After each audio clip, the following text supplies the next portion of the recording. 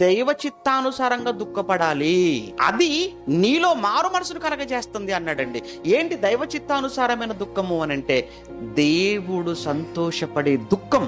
దేవుడు సంతోషపడేది ఎప్పుడు తెలుసా?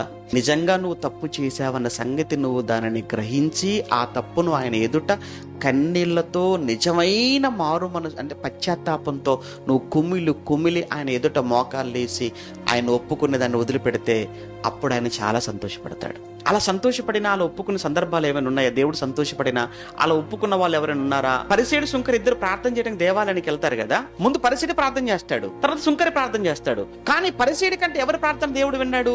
సుంకరి ప్రార్థన విన్నాడు. సుంకరి ప్రార్థన వినడానికి కారణం ఏంటంటే, ఎక్కువ ప్రార్థన చేయలేదు ఆయన. ఒకటే మాట అన్నాడు, దేవా, ఆకాశము వైపు కన్నులెత్తటానికైనా నాకు ధైర్యము చాలటం లేదు, పాపినైన నన్ను కరుణించుము అని పలికాడు. అది చాలండి. అంటే తనున్న స్థితిని దేవుడు ముందు ఒప్పుకున్నాడు.